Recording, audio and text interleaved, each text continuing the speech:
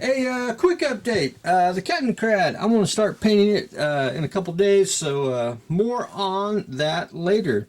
The Haunebu, I gotta say, it's a gorgeous kit. I mean, it just absolutely falls together. Pieces fit perfectly. Really no glue necessary. I'd almost classify this as a snap kit.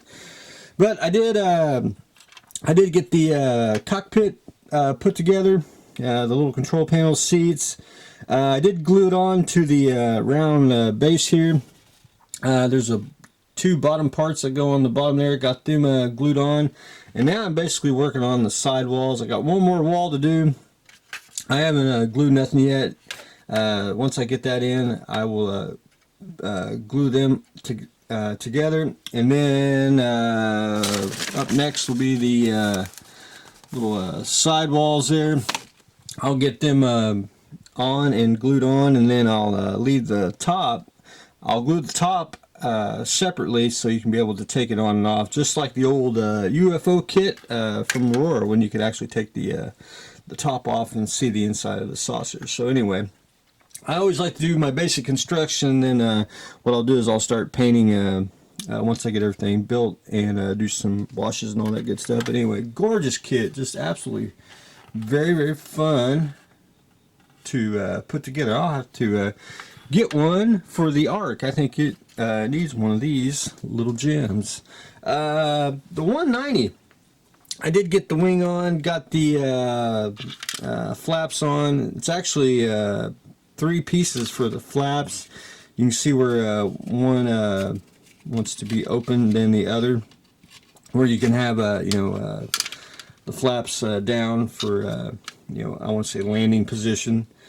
And yes, even I have a fingerprint on the model, which I would just have to sand that out just a little bit. I don't know, I guess when I held it like that, gluing the wing on, I got a fingerprint, so no big deal. I'll sand that out. What I'm going to do is I'm going to sand it, get my fingerprint off, and then I'm going to take I'm going to probably paint the cockpit, which is basically my standard cockpit green, and do some washes, because basically that's all you get to see of the cockpit. So I'm not going to exert myself detail painting like I do on the cockpits. So there you have it.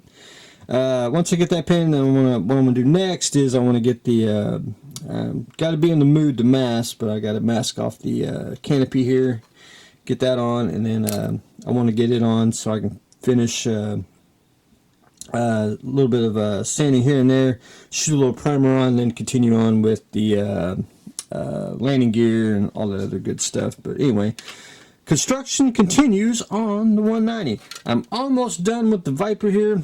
I just got to do a little more decal setting solution, but I did get the stripes on. There's a couple other ones I may add, probably on the bottom and everything, which go like on the fuselage. I may add that. But once I get this basically mounted on a round 2 base, I will be done. I want it off the table because I got to finish writing Mr. Article for fine scale, and then just one thing I got to do.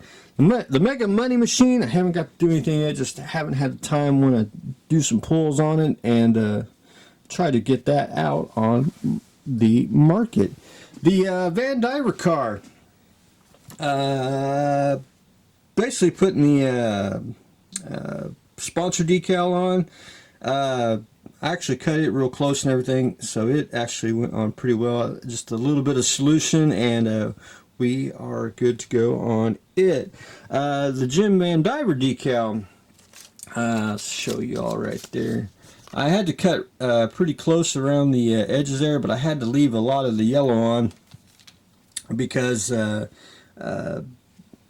just made the decal easier to slide on. It's going to be a little bit discolored, as in it's a different shade of yellow than the paint that I use, but shouldn't be too noticeable, especially once I put some more future on. It should almost even it out with the sheen of the future. But if it doesn't, what I'll do is I'll just decant some of the yellow into the palette, and what I'll do is I'll take a brush and I'll try to brush just a little bit on the edges to blend everything in. I may do that, or I may leave it. We'll just have to see how the future will help the Jim vandiver decal there.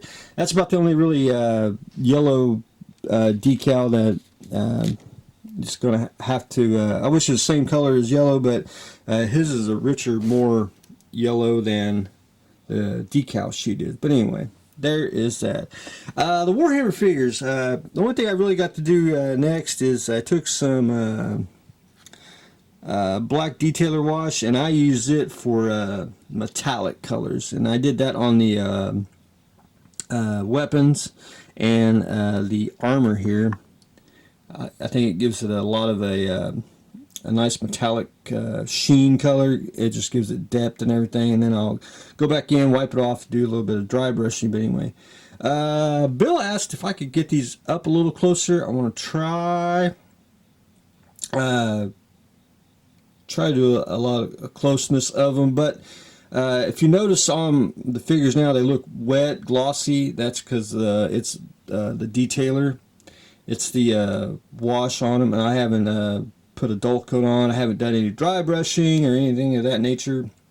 That's just the way I do figures. I like to do a lot of washes, and I think it just gives it more depth, if you will. But anyway, I'm going to try to, and plus Mr. Lighting here.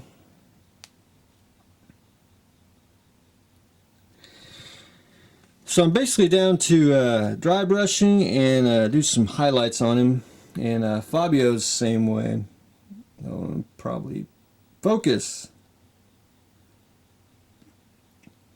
So we're getting real close to final stages on the Warhammer figures. So anyway, hopefully that helps. I'll try to show a little more detail once I get I want to start doing some more dry brushing. Do some dry brushing this weekend and start try to finish up their flesh tones and all that. But anyway, that's a quick update. I wanted to show everyone before I got too involved, and I may take a day off from model building because the penguin model is on its way to the house, and I would probably, and when I get new models, I always like to take a gander at them. But anyway, that's what I've got going on today. The Warhammer Mordheim figures are continuing getting painted. We are on decal duty on the vandiver car, trying to finish up the Viper. The 190 still keeps in construction, and we are building the Haunebu. So stay tuned for the next exciting episode.